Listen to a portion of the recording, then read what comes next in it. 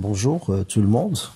Donc aujourd'hui on va faire une application en utilisant la méthode de calorimétrie. Donc pour cela nous avons besoin d'un dispositif, ce qu'on appelle le calorimètre. Donc il faut faire attention, ça c'est le calorimètre, c'est le dispositif ou bien l'appareil. Et ça c'est la calorimétrie, c'est la méthode utilisée, ou bien la technique utilisée. Donc la technique c'est la calorimétrie, la méthode, et le dispositif c'est le caloromètre. Donc ce dernier se compose d'une vase. Donc vous voyez la vase, voilà, c'est le calorimètre. Et vous avez des accessoires, vous avez l'agitateur, pour garder toujours l'homogénéité à l'intérieur de la vase. Ensuite, vous avez le thermomètre pour prendre, ou bien pour mesurer la température à l'intérieur de calorimètre. On trouve aussi des corps, bien des appuis isolants pour garder l'isolation toujours de la vase. Et tout l'ensemble, comme vous voyez ici, vous avez un cadre noir. Ça signifie que tout l'ensemble est isolé thermiquement. Donc il s'agit d'une paroi adiabatique. C'est-à-dire qu'il n'y a pas d'échange de quantité de chaleur entre le système et le milieu extérieur. Donc la technique est utilisée pour mesurer les échanges de chaleur entre différents corps. Permet notamment la mesure des capacités calorifiques ou des chaleurs massiques. Donc quand vous voyez sur cette image, vous avez l'eau, vous avez un corps solide à l'intérieur de la vase. Donc je vais donc vous donner la étape ou bien les phases à suivre. Premièrement, qu'est-ce qu'on va faire? On va introduire dans la vase une quantité d'eau exactement de masse grand M. Donc ça c'est l'eau à l'intérieur de la vase de masse grand M et de capacité calorifique CO. Après un certain moment, donc vous avez que l'eau à l'intérieur de la vase.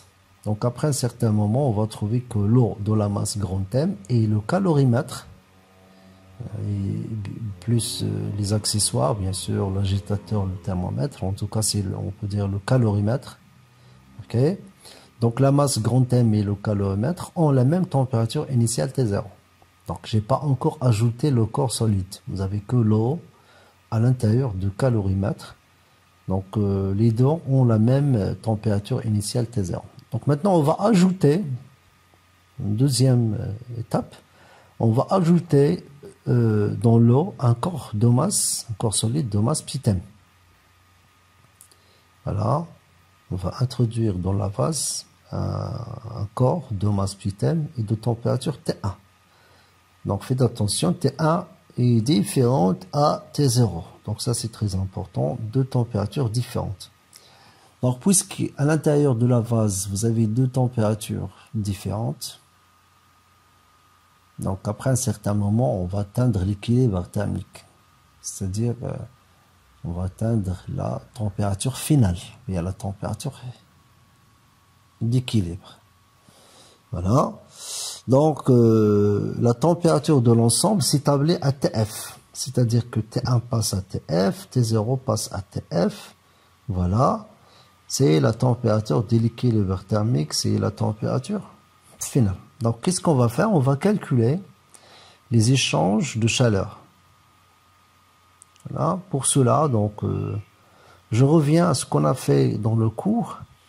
Exactement, si vous avez le polycoupe, c'est la page numéro 29. Si vous prenez la page numéro 29, vous avez deux capacités très utilisées, c'est CV et CP. Donc vous avez les deux expressions, CV, delta Q sur d de T à volume constant, CP delta Q sur d de T à pression constante. Les capacités thermiques massiques à volume constant et à pression constante des solides et des liquides sont presque égales. Donc c'est-à-dire CP est à peu près égal à CV Donc, par la suite, on va utiliser tout simplement la lettre C sans indice. Donc, CP à la place de l'indice P et V. Donc, on va tout simplement mettre C, donc sans indice, sans P et sans V. Dans ce cas, la capacité thermique au calorifique s'écrit grand C. Ça, c'est la capacité thermique massique. Et ça, c'est grand C, la capacité thermique calorifique est égale petit m C. C'est le produit de la masse fois la capacité thermique massique. En général, petit c ou bien grand C ne sont pas des constantes, mais dépendent de la température. Donc, question de simplicité, on va prendre les capacités des constantes. Donc, je peux écrire, d'après ce que vous avez ici, donc je peux écrire Q égale C fois delta T. Donc, je peux calculer la chaleur échangée par tout simplement la capacité calorifique, qu'on sait, ou bien par la capacité thermique massique, petit c. Donc, dans ce cas, il faut ajouter la masse. Donc, ça sera M fois C fois delta T, la variation de la température T finale moins T initiale. Donc, c'est l'expression qu'on va utiliser dans cette expérience. Je reviens maintenant au calorimètre. Donc, vous avez la température de l'ensemble, c'est établi à TF, c'est la température finale. Donc, qu'est-ce qu'on a dit tout à l'heure? Donc, il s'agit, ou bien tout l'ensemble n'échange pas de chaleur avec le milieu extérieur. Ça veut dire que la variation de quantité de chaleur est nulle. Q est égal 0. Maintenant, qu'est-ce qui se passe au niveau de la masse d'eau M, le corps solide et le calorimètre? Donc, pour le corps solide, la quantité de chaleur s'écrit Q corps est égal 1 fois C fois delta T TF moins T1. C'est la température initiale, finale moins initiale. Donc, vous voyez, donc petit m, je prends en considération la masse. J'ai utilisé la capacité calorifique massique. Donc, je dois multiplier la masse fois C de corps émergé. Ensuite, pour l'eau contenue dans le calorimètre, grand M, la quantité de chaleur s'écrit de la façon suivante. Grand M fois la capacité calorifique d'eau, TF moins T0. Donc, il faut faire attention pour le calorimètre, la température initiale, c'est T0. Et la même chose pour l'eau de masse grand M. Donc maintenant pour le calorimètre, parfois cette quantité de chaleur est négligée. Pourquoi? Parce que on ne prend pas en considération le calorimètre et ses accessoires, c'est-à-dire l'échange au niveau du calorimètre et ses accessoires. Parfois donc n'est pas négligé dans ce cas la quantité de chaleur échangée au niveau du calorimètre. Ça s'écrit mu fois CE TF moins T0. Donc c'est quoi mu? C'est tout simplement la valeur en haut du calorimètre. Donc pour le calorimètre, on prend on note mu. Donc c'est la valeur en haut. Donc il s'agit d'une masse d'eau, okay, qui peut contenir un calorimètre. Donc il est noté par mu. Donc, puisqu'il s'agit d'une valeur d'eau, donc je dois la multiplier par la capacité de l'eau, bien sûr, fois delta T, TF moins T0. Donc, je répète, parfois c'est négligeable, parfois non, ça dépend de l'énoncé du problème de la thermodynamique.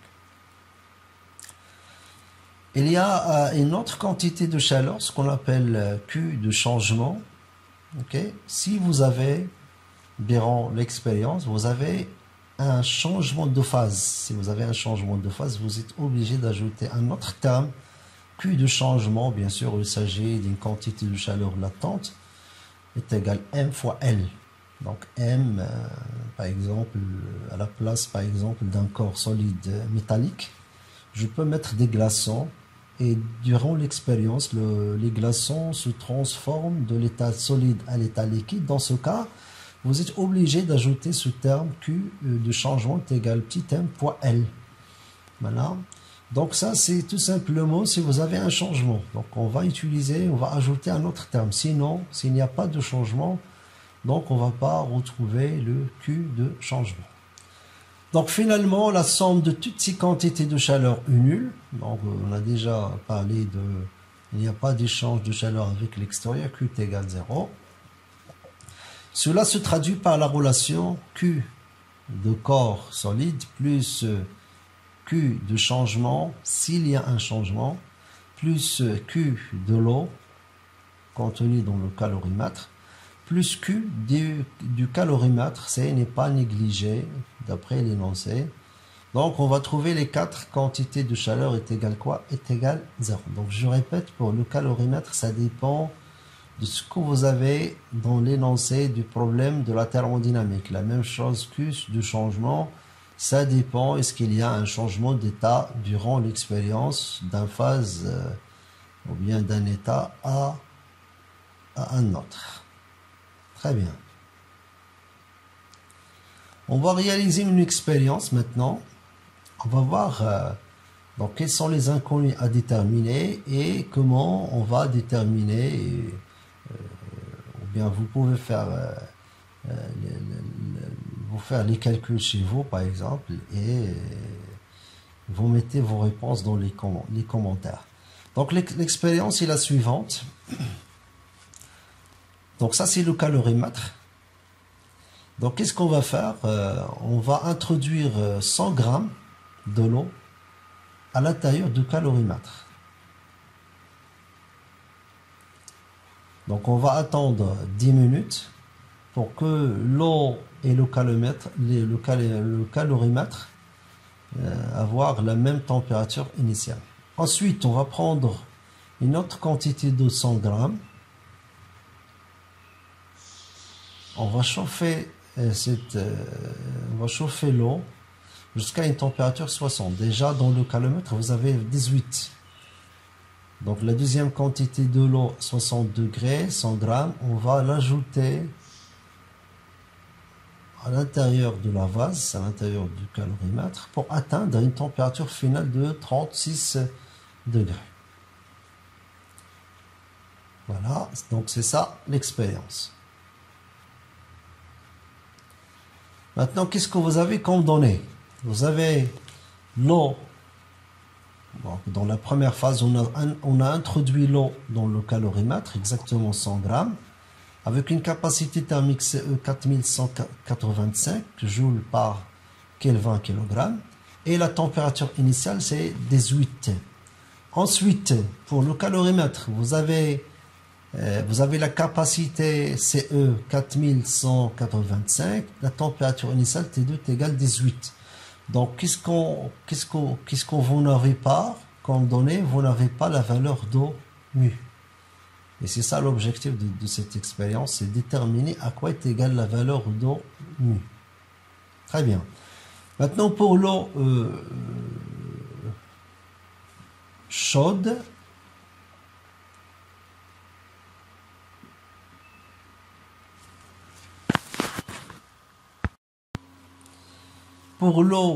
chaude, vous avez la masse 100 grammes, la capacité thermique c'est eau, donc c'est toujours à l'état liquide, 4185 joules par Kelvin kg. La température T1 c'est 60 degrés. Donc après un certain moment, qu'est-ce qu'on a dit? Vous avez l'équilibre thermodynamique, exactement l'équilibre thermique. La température finale c'est 36 degrés Celsius, c'est-à-dire l'eau de T2 18 passe à TF 36.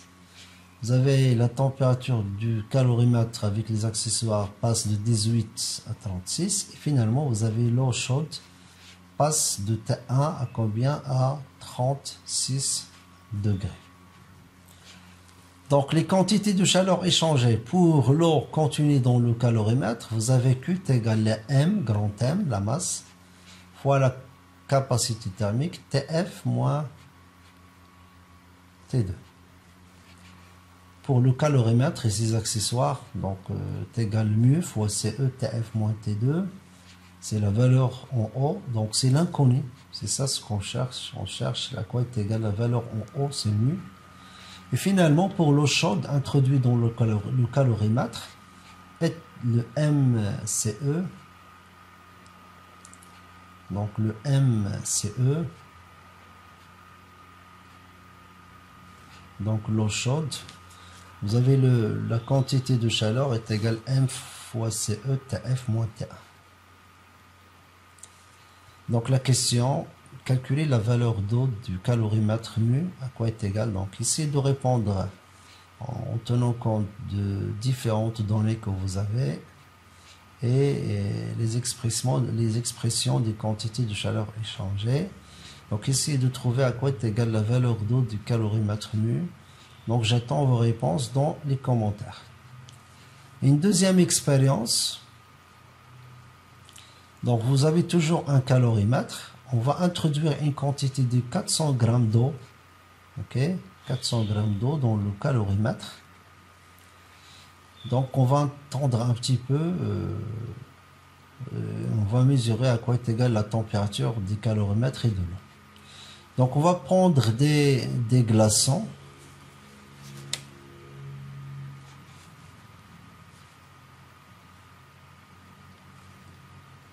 Donc on va prendre des glaçons.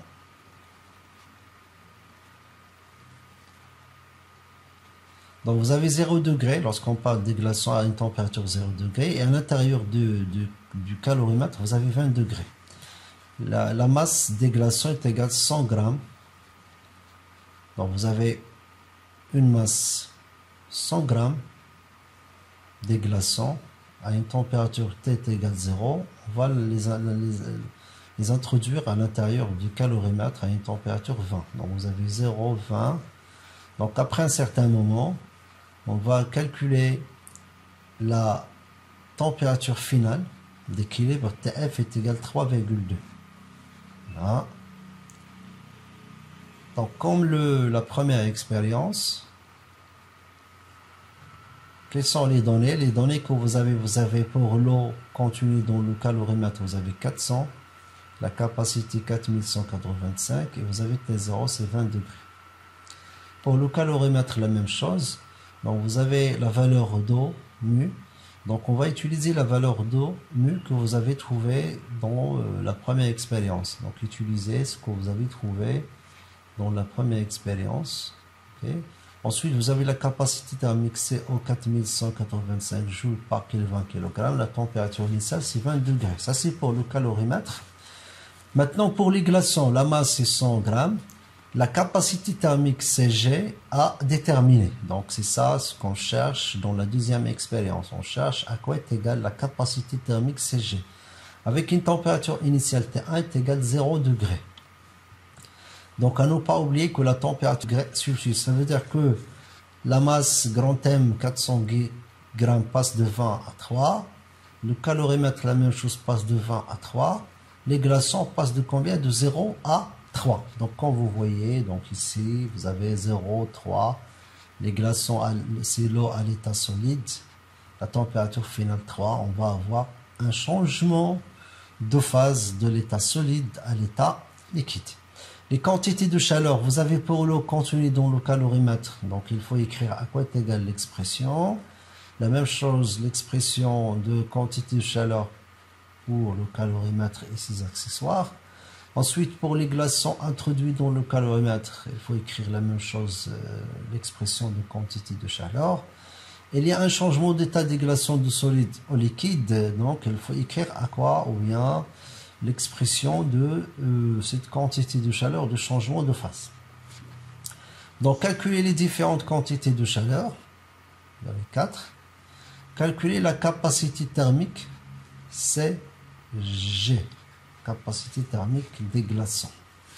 Donc, j'attends vos réponses dans les commentaires.